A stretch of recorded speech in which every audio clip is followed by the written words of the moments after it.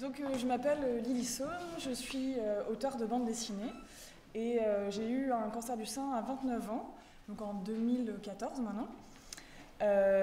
Donc je faisais de la bande dessinée et j'ai décidé en fait de raconter ça en bande dessinée. Voilà, j'ai ouvert un blog et j'ai commencé à raconter ce qui m'arrivait. Je suis française, j'habitais à ce moment-là à Montréal et ma famille était très loin et je trouvais ça assez compliqué en fait de l'expliquer, d'expliquer tout ce qui se passait aux gens. Parce que c'est déjà assez compliqué de gérer les émotions soi-même. Donc gérer les émotions des autres quand on leur annonce, j'ai trouvé ça bien compliqué. Donc j'ai ouvert un blog qui se nomme Ciao Gunther. J'ai donné un nom à ma tumeur. Je trouvais ça rigolo, j'avais envie de la personnifier. Je l'ai appelée Gunther parce que les dompteurs de cirque utilisent la langue germanique en fait, pour donner des ordres aux bêtes féroces. Donc j'ai choisi un nom allemand pour lui dire de se casser, et donc je lui dis ciao. Voilà. Alors j'ai donc annoncé aux gens mon cancer en bande dessinée. Je trouvais que c'était plus facile d'exprimer mes émotions en dessin. Parce que c'est vrai que c'est pas forcément, enfin, pour ceux qui sont passés par là, c'est pas forcément des émotions qui sont très faciles. Alors c'était très diversifié, hein, par exemple la douleur. Je trouvais que c'était plus sympathique de l'exprimer en montrant une transformation en loup-garou. Voilà, de parler de l'infertilité ou encore de parler des effets de l'hormonothérapie. Et puis, puisqu'on est là pour parler de nichon, donc je vais vous parler de ce qui m'est arrivé. Donc, pour commencer, j'ai eu une tuméroctomie, donc une mastectomie partielle, où on m'a emmené ma tumeur qui était accrochée à mon téton et qui avait la taille d'une balle de ping-pong.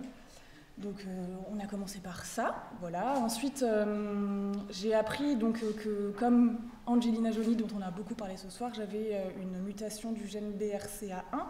Et donc j'ai été comme vous il y a 2 ans à cette soirée du Bradet où j'ai pu découvrir toutes les différentes techniques de reconstruction et où j'ai rencontré plein de femmes qui avaient comme moi une mutation génétique et avec qui j'ai pu échanger et prendre la décision qui me convenait. Donc j'ai subi une... qu'est-ce que j'ai eu déjà, c'est vrai ? Ah oui, j'ai des seins en plastique. Donc j'ai eu une mastectomie prophylactique totale, je ne sais plus en les termes, hein. Il y a un moment j'ai décidé un peu d'oublier. Je me suis amusée un peu à raconter ça en dessin pour expliquer à mes proches et puis finalement d'une certaine manière pour mieux comprendre ce qui allait se passer dans mon corps. Malheureusement, c'était comme ce que tu racontais avant, le témoignage précédent, c'est parfois un parcours semé d'embûches. Ma reconstruction n'a pas fonctionné, j'ai attrapé une infection. Je crois que c'est, je sais plus, c'est un nombre très minime. C'est moi qui l'ai eu, voilà. Donc je suis repassée par la case hôpital, donc j'avais un sein tout rouge, on n'a pas pu le sauver, on a dû me retirer la prothèse. Donc je me suis retrouvée avec un espèce de faux plat. J'ai dû porter une prothèse externe qui finalement est devenue un peu ma meilleure amie, qui posait pas mal d'inconvénients. Je pense que ça fait rire du monde, vous connaissez. Pour le yoga, c'est pas pratique. Quand on saute, elle peut bouger. Enfin bon, bref, voilà. Mais finalement on s'habitue. C'est parfois pas très pratique, mais bon, il y a des maillots de bain, il y a plein de soutifs. Il y a plein de choses qui existent pour vivre avec juste un sein. Et puis, finalement, j'ai fini par donc me faire reconstruire en 2 étapes. Et puis, comme maintenant j'habite en France, j'ai fait ça en France, mais c'est vraiment à peu près les mêmes techniques, hein. Et puis, finalement, après m'être fait reconstruire, je me suis vraiment posé la question... Bon alors, comment vous dire ça ? Donc, il y a marqué quoi ? Comment j'ai retrouver ses seins après une mastectomie, c'est le titre de la soirée ce soir. Alors comme tu le disais dans le témoignage précédent, donc je ne pense pas qu'on retrouve ses seins, on peut retrouver éventuellement des seins.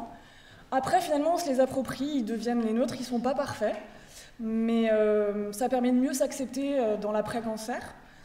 Pour ma part, je me suis vraiment beaucoup questionnée en fait, sur ce que c'était la féminité.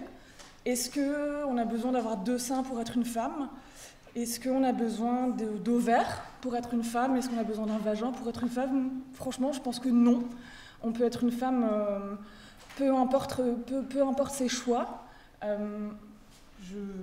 Voilà, je pense qu'en tout cas, ce que j'ai appris à travers tout ça, c'est d'être libre et de... Excusez-moi, je trouve ça un peu plein d'émotions ce soir.